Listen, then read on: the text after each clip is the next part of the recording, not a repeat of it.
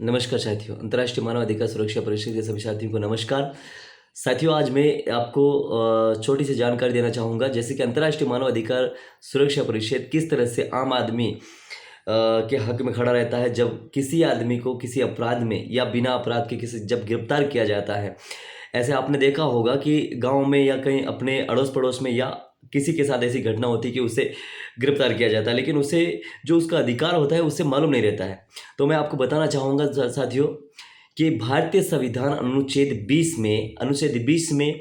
कुछ बातें लिखी हुई है कि अनुच्छेद 20 में ये कहा कि जब तक व्यक्ति जिस व्यक्ति को गिरफ्तार किया गया है, जब तक कोर्ट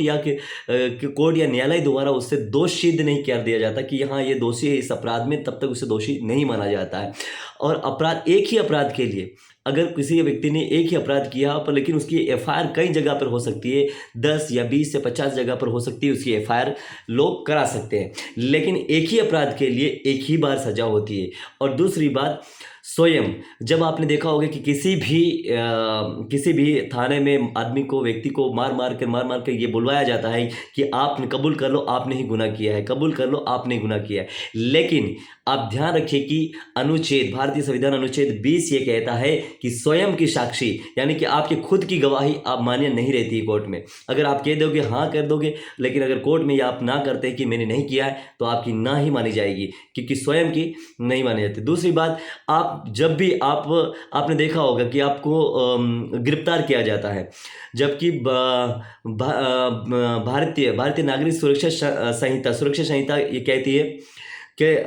धारा जो 36 होती है, 36 में ये लिखा है, 36 में लिखा कि जब भी कोई व्यक्ति आपको गिरफ्तार करता है तो उसकी स्पष्ट पहचान होनी चाहिए, उसके वर्दी एक तो वर्दी पहनी होनी चाहिए और वर्दी के बाद स्पष्ट नाम प्लेट होनी चाहिए और उसकी पहचान स्पष्ट होनी चाहिए। दूसरी बात, वो जो पुलिस वाला आपको गिरफ्तार करेगा या किसी भी व्यक्ति को गिरफ्तार करना चाहता है, तो गिरफ्तार करने के लिए उससे पहले एक ज्ञापन तैयार करना पड़ेगा, एक फॉर्मेट तैयार करना पड़ेगा कि भाई उसमें कारण लिखने के लिए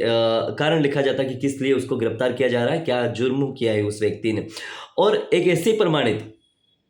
उस प्रमाणित में किसी भी कुटुंब उसके जिस अपराधी को या व्यक्ति को गिरफ्तार किया जाता है, उस व्यक्ति के कुटुंब के द्वारा उसे अनुप्रमाणित नहीं किया जाता, यानी कि उस पर सिग्नेचर या वगैरह ना किया जाता, या फिर जिस क्षेत्र से अगर बाहर से कहीं से गिरफ्तार किया गया उस क्षेत्र के किसी व्यक्ति द्वारा अनुप्रमाणित नहीं किया जाता, तब तक उसे गिरफ्तार नहीं कर सकते। दूसरी बात साथियों, आपने देखा होगा कि पूछताछ भारतीय संविधान के अनुच्छेद 22 ये कहता है कि जिस भी व्यक्ति को अगर आप गिरफ्तार कर रहे हैं तो उसे कारण बताना पड़ता है, आपको कारण बताना पड़ता है। अगर आपकी BNSS में आप अगर देखेंगे तो 47 में ये कहा जाता है कि उस व्यक्ति को कारण बताया जाता है कि भाई किस लिए आपको गिरफ्तार किया जा रहा है। अगर जो भी पुलिस वाला गिरफ्तार करेगा, जो भी कर्मचारी गिरफ्तार करेगा, उसे कारण बताना रहेगा। दूसरी बात, उससे जिस व्यक्ति को गिरफ्तार किया उसे ये जानने का हक रहता है, और वही पुलिस वाला जो भी पुलिसकर्मी रहेगा, पुलिस अधिकारी रहेगा, वो ये बात उसे सूचना देगा कि आपको जमानत की सूचना देगा उससे। और पूछताछ के दौरान BNSS की धारा 38 में यह है कि जब भी पूछताछ की जाएगी उस व्यक्ति के साथ, तो उस समय उस व्यक्ति को अपने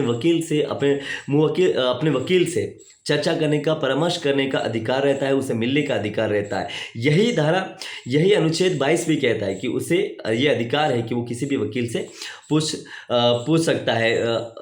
है, सलाह ले सकता है, कुछ भी कर सकता है। जिसके बाद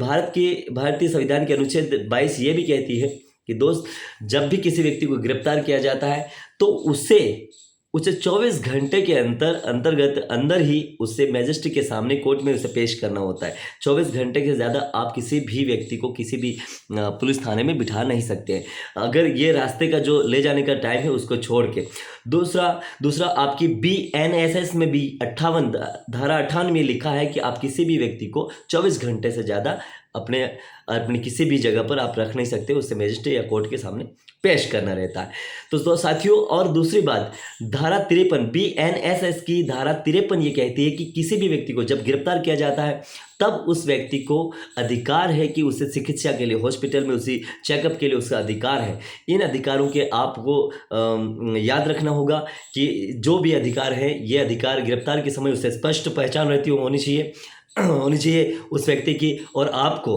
अपने वकील से बात करने का अधिकार है। 24 घंटे में आपको कोर्ट में या मजिस्ट्रेट के सामने पेश होने का और चिकित्सा का अधिकार है। और आपको जो गिरफ्तार किया गया किसी भी व्यक्ति को, उससे जिस भी व्यक्ति को किया गया उसे जानने का अधिकार है। अनुच्छेद 22 भारतीय संविधान अनुच्छेद 22 कहता है कि आपको अधिकार है। दोस्तों, ये सारे अधिकार जो है गिरफ्तार के समय होते हैं, इनको आपको और आम व्यक्ति को जागरूक करना ज़रूरी है और उसको मालूम होना ज़रूरी है। वीडियो में बने रहने के लिए बहुत बहुत धन्यवाद।